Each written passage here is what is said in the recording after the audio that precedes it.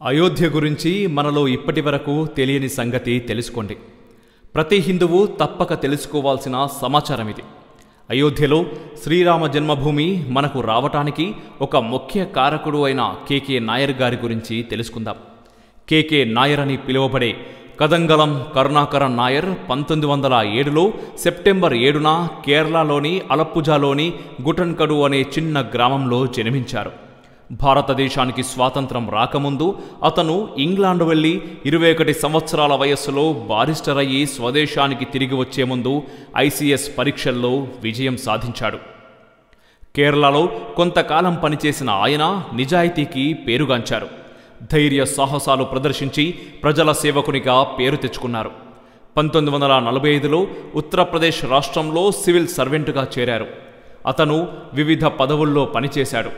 June 1, 1949న Faizabad deputy commissioner మరియు జిల్లా మెజిస్ట్రేట్గా నియమితులయ్యారు. బాలరాముని విగ్రహం అయోధ్య మందిరంలో హఠాత్తుగా కనిపించిందని ఫిర్యాదు రావటంతో విచారణ జరిపి నివేదిక సమర్పించాలని అప్పటి ప్రధాని నెహ్రూ ఉత్తరప్రదేశ్ రాష్ట్ర ప్రభుత్వాన్ని ఆదేశించారు. అప్పటి రాష్ట్ర ముఖ్యమంత్రి గోవింద్ వల్లభ్ పంత్ అక్కడికి వెళ్లి విచారణ చేయవలసిందిగా కేకే నాయర్ను కోరగా కేకే నాయర్ తన సబార్డినేట్ శ్రీ గురుదత్ సింగ్ను దర్యాప్తు చేసి నివేదిక ఇవ్వమని కోరాడు. సింగ్ అక్కడికి వెళ్లి సమగ్ర నివేదికను కేకే నాయర్కు అందించారు. హిందువులు అయోధ్యను రాముడు రామ్లల్లా జన్మస్థలంగా ఆరాధిస్తున్నారు అని, అది ఒక మసీదుగా ఉంది అని, అక్కడ ముస్లింలు సమస్యలు సృష్టిస్తున్నారు, కానీ అది హిందూ దేవాలయమని ఆయన నివేదిక తెలియజేసింది.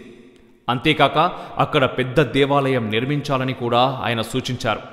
దానికోసం ప్రభుత్వం భూమి కేటాయించాలని, గొడవలు జరగకుండా ముస్లింలు ఆ ప్రాంతానికి వెళ్లకుండా నిషేధించాలని ఆయన నివేదికలో పేర్కొన్నారు. ఆ నివేదిక ఆధారంగా ఆలయానికి 500 మీటర్ల పరిధిలోకి ముస్లింలు వెళ్లడాన్ని నిషేధిస్తూ నాయర్ ఉత్తర్వులు జారీ చేశారు. ఇది విని నెహ్రూ చిరాకు పడి కోపం తెచ్చుకొని ఆ ప్రాంతం నుండి హిందువులను తక్షణమే ఖాళీ చేయించి రామ్లల్లాను తొలగించాలి అని రాష్ట్ర ప్రభుత్వాన్ని ఆదేశించాలని కోరారు. నెహ్రూ ఆదేశాల మేరకు ముఖ్యమంత్రి గోవింద్ వల్లభ్ పంత్ వెంటనే హిందువులను ఖాళీ చేయించాలని, రామ్లల్లా విగ్రహాన్ని తొలగించాలని నాయర్ను ఆదేశించారు. కానీ నాయర్ ఆ ఉత్తర్వులను అమలు చేసేందుకు నిరాకరిస్తూ మరోవైపు రామ్లల్లాకు రోజూ పూజ చేయాలని, మరో ఆదేశం జారీ చేస్తూ పూజకు అయ్యే ఖర్చు, పూజ చేసే పూజారి జీతం కూడా ప్రభుత్వమే భరించాలని ఉత్తర్వు జారీ చేశారు. ఈ ఉత్తర్వుతో భయపడిన నెహ్రూ వెంటనే నాయర్ని ఆ పదవి నుండి తొలగించాలని ఆదేశించారు. అయితే నాయర్ అలహాబాద్ కోర్టుకు వెళ్లి తన కేసు తానే వాదించుకొని నెహ్రూ జారీ చేయించిన తొలగింపు ఉత్తర్వులకు వ్యతిరేకంగా విజయం సాధించారు. నాయర్ను తిరిగి విధుల్లోకి తీసుకోవాలని, అదే స్థలంలో పనిచేసేందుకు అనుమతించాలని కోర్టు ఆదేశించింది. కోర్టు ఆదేశం నెహ్రూకు చెంపపెట్టులా తగిలింది. ఈ పరిస్థితుల్లో అయోధ్య వాసులు ఎన్నికల్లో పోటీ చేయాలని నాయర్ను కోరారు. అయితే ప్రభుత్వోద్యోగి అయిన తాను ఎన్నికల్లో పోటీ చేయలేనని నాయర్ చెప్పడంతో నాయర్ భార్యను అయినా పోటీ చేయాలని అయోధ్య వాసులు కోరారు. ప్రజల అభ్యర్థనను అంగీకరిస్తూ శ్రీమతి శకుంతలా నాయర్ ఉత్తరప్రదేశ్ శాసనసభ ఎన్నికల సందర్భంగా అయోధ్యలో అభ్యర్థిగా బరిలోకి దిగారు. అప్పట్లో దేశవ్యాప్తంగా కాంగ్రెస్ అభ్యర్థులు విజయం సాధించినా అయోధ్యలో మాత్రం కాంగ్రెస్ అభ్యర్థిపై నాయర్ భార్య భారీ మెజార్టీతో గెలిచారు. శ్రీమతి శకుంతలా నాయర్ 1952లో జనసంఘ్లో చేరి సంస్థను అభివృద్ధి చేయడం ప్రారంభించారు. ఇది చూసి ఆశ్చర్యపోయిన నెహ్రూ మరియు కాంగ్రెస్ పార్టీ నాయర్పై ఒత్తిడి తీసుకురావడంతో నాయర్ తన పదవికి రాజీనామా చేసి అలహాబాద్ హైకోర్టులో న్యాయవాదిగా పనిచేయడం ప్రారంభించాడు.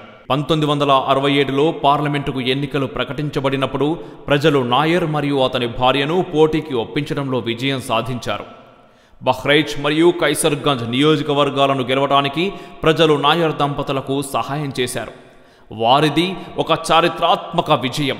శకుంతలా నాయర్ గారు మొత్తంగా ఒకసారి ఎమ్మెల్యేగా 3 సార్లు ఎంపీగా గెలిచారు. విచిత్రం ఏమిటంటే నాయర్ గారి పలుకుబడి ఎంత అంటే అతని డ్రైవర్ కూడా ఫైసలాబాద్ నియోజకవర్గం నుండి రాష్ట్ర శాసనసభ సభ్యునిగా ఒకసారి ఎన్నికయ్యాడు. ఆ తర్వాత ఇందిర పాలనలో దేశంలో అత్యవసర పరిస్థితి విధించినప్పుడు ఈ దంపతులను అరెస్టు చేసి జైల్లో పెట్టారు. కానీ వారి అరెస్టు అయోధ్యలో భారీ అలజడికి కారణమవ్వడంతో భయపడిన ప్రభుత్వం వారిని జైలు నుండి వెంటనే విడుదల చేసింది. ఆ దంపతులు అయోధ్యకు తిరిగి వచ్చి తమ ప్రజా సేవను కొనసాగించారు. స్వాతంత్రానంతరం అయోధ్య కేసును తొలిసారిగా పరిష్కరించింది నాయర్. ఇది పూర్తిగా అతనిచే నిర్వహించబడింది. మరి ఇప్పటికీ కూడా ఆయన అధికారిగా జారీ చేసిన ఉత్తర్వులను హిందూ వ్యతిరేకులు మార్చలేకపోయారు. నాయర్ జారీ చేసిన ఆ ఆదేశాలు ఆధారంగానే పూజలు మరియు రామ్లల్లా దర్శనం ఇప్పుడు కూడా కొనసాగుతోంది. 1976లో మిస్టర్ నాయర్ తన స్వగ్రామానికి తిరిగి రావాలనుకున్నాడు. అయితే ఆయన వెళ్లేందుకు ప్రజలు అనుమతించలేదు. అయితే నాయర్ తన చివరి రోజుల్లో తన స్వగ్రామంలో ఉండాలనుకుంటున్నానని ప్రజలకు నచ్చజెప్పి వీడ్కోలు తీసుకున్నారు. సెప్టెంబర్ 7వ తేదీ 1977లో ఆయన తన స్వగ్రామంలో శ్రీరామచంద్రమూర్తి పాదార విందాలకు చేరుకున్నాడు. ఆయన చితాభస్మాన్ని స్వీకరించేందుకు ఒక బృందం కేరళకు వెళ్ళింది. ఆ చితాభస్మాన్ని అలంకరించిన రథంలో ఘనంగా ఊరేగించి శ్రీరాముడు రోజు స్నానం చేసి సూర్యుడిని ఆరాధించిన అయోధ్యలోని సరయూ నదిలో నిమజ్జనం చేశారు. నాయర్ కృషి వల్లనే మనం అయోధ్యలోని శ్రీరామ జన్మభూమిలో పూజలు చేయగలుగుతున్నాం. అయోధ్య ప్రజలు ఆయనను దైవమైన వ్యక్తిగా పరిగణించడంలో అందుకే ఆశ్చర్యం లేదు. ఆయన అయోధ్య విషయంలో చేసిన కృషికి గాను విశ్వ హిందూ పరిషత్ వారు అతని స్వగ్రామంలో భూమిని కొని అతనికి స్మారక చిహ్నం నిర్మించారు. కేకే నాయర్ పేరుతో ప్రారంభించబడిన ట్రస్ట్ సివిల్ సర్వీసెస్ పరీక్షకు హాజరయ్యే విద్యార్థులకు స్కాలర్షిప్లు మరియు శిక్షణను అందిస్తోంది. జై శ్రీరామ్, మేరా భారత్ మహాన్.